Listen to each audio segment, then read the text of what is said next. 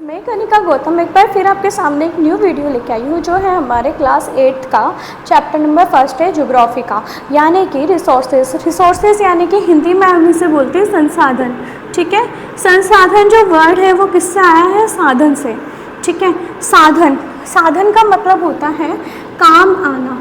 काम आना मतलब ऐसी चीज़ें जो हमारे काम में आती है उसको हम क्या बोलते हैं? रिसोर्सेज बोलते हैं। ठीक है, जो भी चीज़ें हमारे काम में आती है उसको हम रिसोर्सेज बोलते हैं। जैसे मान लो जिस कार से हम जा रहे हैं स्कूल ऑफिस, वो भी क्या है? एक रिसोर्स है। मान लो हम जैसे हमारे टीचर है या हमारे डॉक्टर है, ये हमारी हेल्प करते हैं, ये भी हमारे काम में आते हैं, तो ये भी रिसोर्स है। ठीक है, इसके अलावा हम बात करते हैं जैसे मान लो कि कहीं पर भी जाते हैं, जैसे प्लेन वगैरह, जितनी भी चीज़ें जो हमारे काम में आ रही है वो रिसोर्स है। जैसे मान लो ये पेन है, इससे मैं लिख रही हूँ, तो ये भी एक रिसोर्स है। मतलब जो भी चीज़ हमारे काम में आती है वो सारी चीज़ होती है रिसोर्स। ठीक है, यहाँ तक क्लियर है? तो देखो अब रिसोर्स के बारे में हमने इन्फॉर्मेशन ले ली कि रिसोर्स होता क्या है। रिसोर्स हम पढ़ क्यों रहे हैं? क्योंकि हमें पता होना चाहिए रिसोर्स कितने टाइप के हैं और कैसे हम इसको आगे मैनेज करते हैं। ठीक है, तो ये तो हो गया हमारा रिसोर्स के बारे में अंडरस्टैंडिंग कि रिसोर्स होता क्या है। ठीक है, अब हम बात करते हैं आगे कि रिसोर्स क्या होता है। 3 टाइप का होता है। ठीक है, देखो फ्रेंड्स, मैं ये शॉर्ट में पढ़ा रही हूँ। आपको लगता है कि अगर आपको मुझे और अगर इससे रिलेटेड कुछ डाउट्स आ रहे हैं तो आप मुझे मैसेज कर सकते हैं, कमेंट कर सकते हैं। ठीक है, सबसे पहला हम देखते हैं रिसोर्स कितने टाइप का होता है। फर्स्ट है हमारा नेचुरल रिसोर्स। सबसे पहले नाम में क्या आता है? नेचुरल आता है, नेचुरल रिसोर्स। ठीक है, तो नेचुरल रिसोर्स के अंदर आता है हमारा ऐसी चीज़ें जो नेचर हमें देती है, या नेचर मतलब भगवान। ठीक है, जो चीज़ हमें भगवान देती है उसको हम नेचुरल चीज़ें कहते हैं। तो नेचुरल चीज़ जो होती है, जैसे मान लो कि सन है, सन से हमें क्या मिलती है? सनलाइट मिलती है, फोटोसिंथेसिस का काम में आता है। तो ये भी क्या है? हमारे रिसोर्सेज है। तो ये नेचुरल रिसोर्सेज है, क्योंकि सन तो किसी इंसान ने नहीं बनाया, वो तो भगवान ने दिया, तो वो नेचुरल रिसोर्सेज है। जितनी भी रिवर है, जैसे इसके अंदर आ गई सन, रिवर, ठीक है, ये सारी चीज़ें आ गई। ठीक है, साथ में पेट्रोलियम प्रोडक्ट हो गए। ठीक है, तो ये भी हमें क्या है? नेचर ने दिया है, तो ये सब नेचुरल रिसोर्सेज के अंदर आते हैं। अब नेचुरल रिसोर्सेज के अंदर भी क्या होता है? 2 टाइप के होते हैं। फर्स्ट है रिन्यूएबल और दूसरा है नॉन रिन्यूएबल। देखो, रिन्यूएबल का मतलब होता है री का मतलब होता है दोबारा। जो चीज़ हमें फटाफट मिलती चली जाए, बार बार मिल जाए, मतलब हम ये चीज़ ख़त्म नहीं होगी, वापस से जनरेट होती जाती है। जैसे मान लो रिन्यूएबल के अंदर अंतर्गत आ गई हमारी सनलाइट हो गई। तो सनलाइट मान लो एक दिन धूप नहीं निकलेगी पर दूसरे दिन तो निकलेगी, तो सनलाइट हो गया। ठीक है, इसके अंदर रिवर वगैरह आ गए। ठीक है, तो ये जितनी भी चीज़ें होती है, रिवर, विंड, ठीक है, ये जितनी भी चीज़ें होती है हमारे कौन से रिसोर्स है? ये रिन्यूएबल, जो हम वापस ले सकते हैं।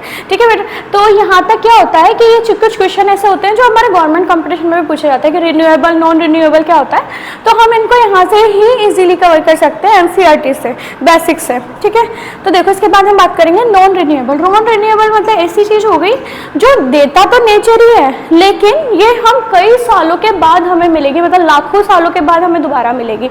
जैसे मान लो नॉन रिन्यूएबल के अंदर होता है हमारा जैसे पेट्रोलियम प्रोडक्ट हो गया।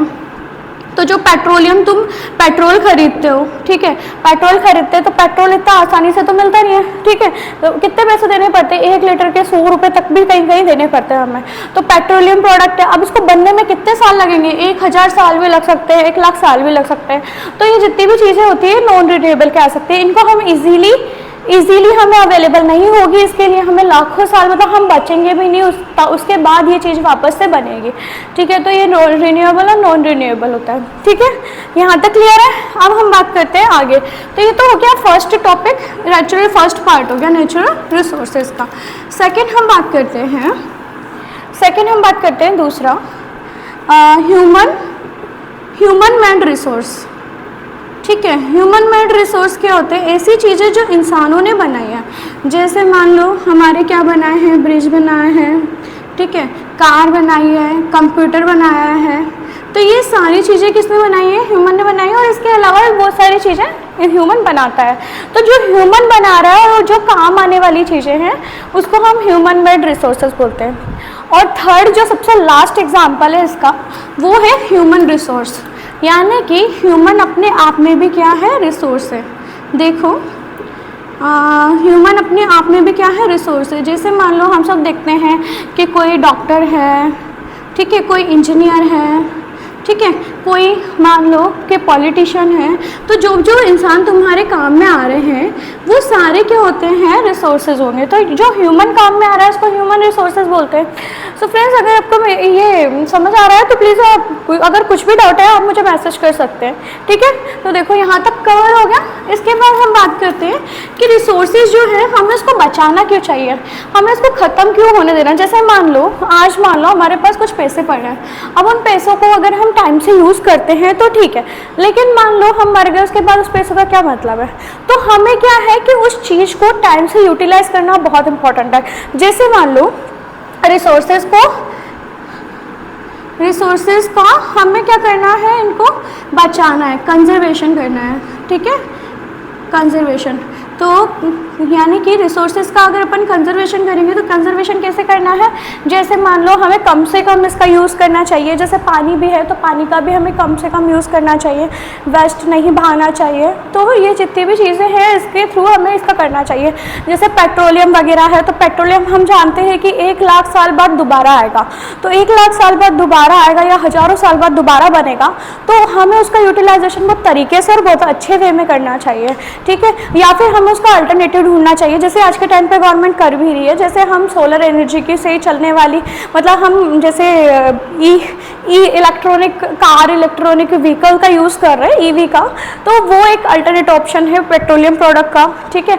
इसके अलावा तो ये सारी चीज़ें हैं, इसके थ्रू हम कंजर्व कर सकते हैं। इवन हमें कुछ नेचुरल रिसोर्सेज जैसे रिन्यूएबल भी, उसको भी हमें टाइम टू टाइम बचाना चाहिए। जैसे मान लो कहीं मान लो कि जैसे कुछ जैसे पानी है, ठीक है, पानी आज मान लो आज के टाइम पे बहुत कम है, क्योंकि हम जानते हैं पानी तो बहुत सारा है लेकिन सारा पानी खारा है, ठीक है। तो जो नॉर्मल पानी है, पीने वाला पानी है, वो कम है, तो उसका यूज़ हमें बहुत अच्छे से और यूटिलाइज तरीके से करना चाहिए ताकि आगे की जनरेशन को इसमें प्रॉब्लम नहीं हो।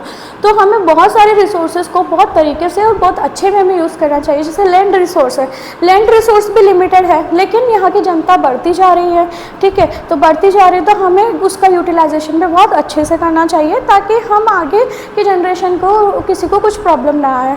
सो फ्रेंड्स, अगर आपको मेरा ये वीडियो पसंद होता है तो please like, share and subscribe जरूर कीजिए एंड बेल आइकन को जरूर दबाइए। जैसे ही मेरा न्यू वीडियो आएगा सबसे पहले आप लोगों तक जरूर पहुँचेगा। Thank you.